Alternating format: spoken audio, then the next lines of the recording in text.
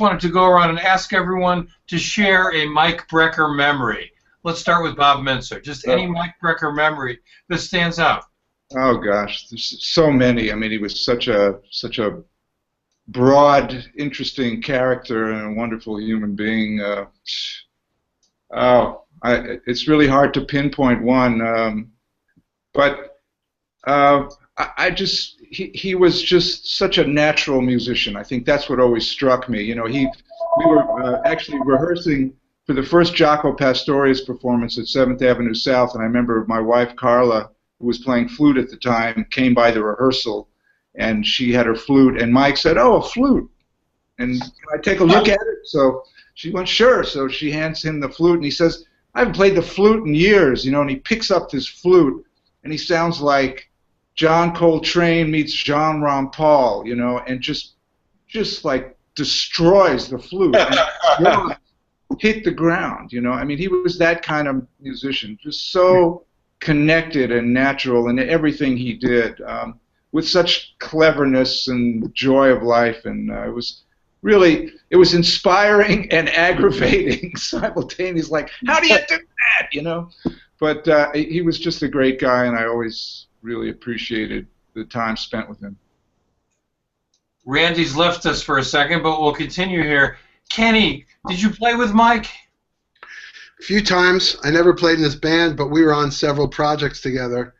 You know, some of the time we spent together was pretty personal, and some stuff I can't really exactly talk about, but we had some times outside of music that we hung out together. Within music, the projects I was on with him, of course, I was awestruck. And again, I guess it's a little bit similar to Randy, but how comfortable he made me feel about what I was doing. Yeah. You know, he made me feel like he really dug what I was doing, which, you know, gave me great confidence to go on. It gave me the inspiration to go on.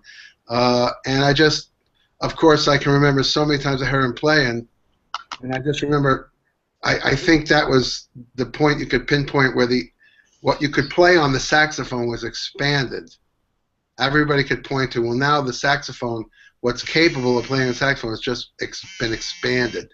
That was the sensation hearing, and because I had some actually, I was once with a saxophone teacher. We were listening to him. He said, you know, this is the first time since like John Coltrane, we feel like the tenor sax has been expanded again as to do things that was never done on it. You know, and maybe that's happened again today with Chris. You know, Chris Potter, I think people point to, but it's like this line, you know, and Michael definitely took it to a new level. The thing I remember the most is just warm conversations I had with him and how he made me feel about the way I played. Absolutely. And Adam, you played with Mike. What was it like comping for Mike? Wow, I mean, it was great. You know, he was so receptive. You know, he was such, in addition to being obviously such a saxophonistic giant, he was also a great improviser, and I think held that, you know, as I remember, you know,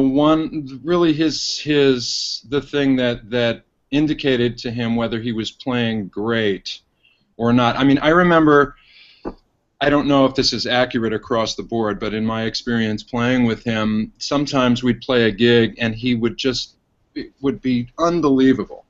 And we'd come off the stage and I'd go, Mike, man, that was it. And he'd go, oh, I couldn't, you know, I wasn't really making it. And I'd go, are you crazy? That was like unbelievable. And sometimes, and this happened relatively rarely, he'd come off the stage and he'd have a smile and he had sounded unbelievable and maybe different that night, and he'd say, you know what, I felt like I was really improvising tonight. And he really, I could tell that that's what really meant something to him. He could always play the saxophone in an astounding way with, you know, just heaps of energy. And I felt as an accompanist that he was very reactive and open to what you played, you know, while you were comping, you know. And I tried to be, you know, I listened very carefully to what he was doing and always played in groups of his where there were fantastic rhythm sections that would, you know, provide a lot of different opportunities to interact with while being supportive. But he was he was very open about accompaniment. And I sort of, not echoing what Bob said, but I had the, I think Pat Metheny a couple times said to me, you know, we belong to a special club. And I said, what is that? And he said, well, we're among the few guitarists who had to play solos after Mike soloed. And it was sort of like this, oh man, you know. So, I mean, just playing with him, aside from all of the obvious virtuosic harmonic things, I mean, the amount of energy he generated was so unbelievable, you know, and to play with him and to also try to take a solo, you know, was one of the great learning experiences of my life, because it was so inspiring and, you know, and awe-inspiring and sort of intimidating and all of those things, and it really made you feel like, okay, what am I doing?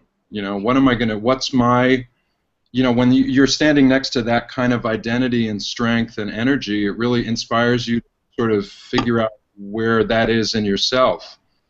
And to echo everything everybody else has said, you know, he was just one of the greatest human beings. He was such an amazing person, and as Kenny said, you know, was so encouraging and you know, but would say stuff sometimes as a band leader. Hey, you know, I think this could be this, or you know, some very, very useful tips, and he was just amazing to be around. And Amanda, what about Mike as an uncle? He was amazing. I mean, that's the thing. He was such a virtuoso and just an incredible musician in every sense of the word. But I remember him most fondly as an uncle and as a family man. He was a wonderful father and to his kids, and a wonderful husband, and a great uncle, and very funny, very goofy, and just a very kind soul. So for me, I remember Thanksgivings. We used to spend every Thanksgiving together, and just family. That's what I think of. And also just being on tour. I remember as a kid, I got to go on tour with the Brecker brothers, and one of my most memorable trips, I remember, it was going to Aruba with the whole band, and just getting to experience that as a little girl, hanging out with the band. I felt like the coolest person on earth, but it was a great experience, and just watching them on stage and off stage, and just seeing the balance of being a family man and then just getting up on stage and killing it. So it's just amazing treat.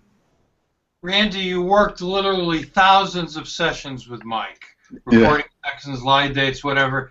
Any gig or any sessions particularly stand out? Oh boy, that's a tough one. You know, we worked so many things for so long. I probably couldn't pin one down, but you know, just coincidentally, I'll just bring this up because it's so funny if you look at it from my perspective, talking about playing after Mike. There's a video up on YouTube, which is, I think, it's Brecker Brothers at the Bottom Line in Japan, if you want to look it up. And somehow, I'd always make fun of the fact that we're going to play Skunk Funk as fast as is humanly possible. And I don't know who counted it off that night. Somebody counted it off really as fast. It was faster than I could play it. And Mike just killed his solo. And if you zero in on me, you can just see absolute fear develop in my eyes, knowing that I had to follow this. So, and I somehow did, but that was quite a common occurrence in my development. Was trying, as the other guys mentioned, trying to follow him some of his solos. But you know, we at the same time, we always had a great time together. We were meant to be next to each other's side. And we miss him very much. I'm just grateful that I can listen to him and see him perform on YouTube, et cetera, et cetera. You imagine he missed all that. I remember calling him up shortly before he passed away and telling him about YouTube. He hadn't heard of it before, so I thought he'd really enjoy it. So look how much things have changed now.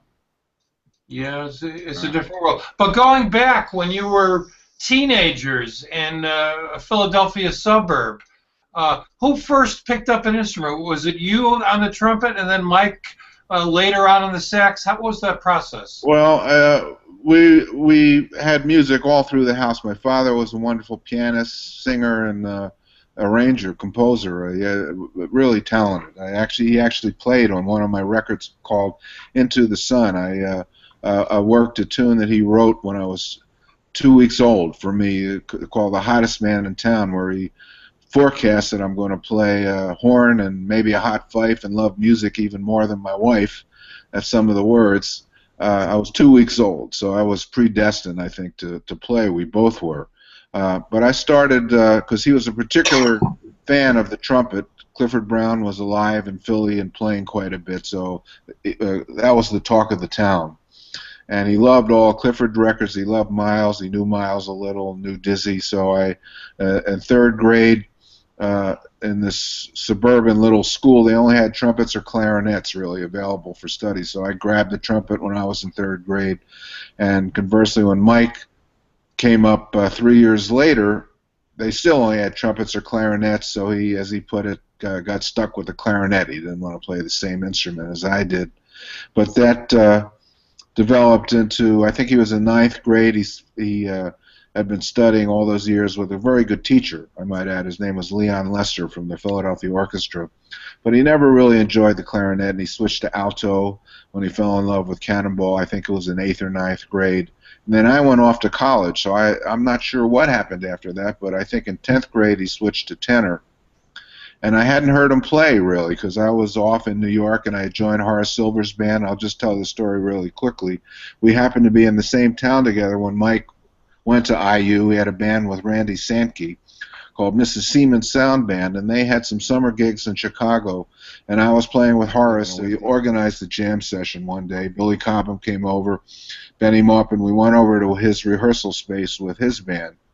And I hadn't heard him play for maybe 3 years because I had been away, and he just he was probably 19 years old, 18 or 19 years old, and he just, our jaws dropped. That's all I can say. He was not, he developed much further, but the essential Michael Brecker was already there, kind of mixing, if I put it simplistically, Coltrane with King Curtis and Junior Walker. He both had all those things in his playing at that age, and we just, I'll never forget the looks on Benny's and Billy's face. And he moved to New York maybe within that year. I think he moved to New York when he was 19 or 20, and things went on from there. Now, didn't your father have relationships with musicians who visited the house when you were a kid? Well, there were some. There were, John Hendricks was over once, and I don't think Mike was playing it. I was really young, maybe 11 or 12, and I sat in at they had jam sessions at the house on Sundays, and I played. I forget the tune. It was, I can hear the tune. I just can't remember what tune he was singing. But Dad had just bought his first tape recorder, and I heard myself back for the first time. And I actually, for a second anyway, sounded pretty good. When I played a phrase, all the cats laughed because they thought it was so cute. And imagine this: I saw John Hendricks maybe, it was probably about 10 years ago when he was appearing at the Blue Note with Moody, and he asked about that tape. You know, he said, "What happened to that tape? You were a little kid." And I said, "Oh man, I don't know where it is." And he said, "Well, that was history. You should go find it." So like Amanda, I had a great upbringing with cats coming over, local cats coming over. Like I said, my father knew Dizzy and knew had something to do with the original music in around in the tents. You know, like in Westbury, there's still a tent, and in Philly, there were 3 local tents, Valley Forge, I forget the other 2, where they presented jazz concerts on Mondays, and he had some kind of connection with the guys who started that, and maybe invested in it or something.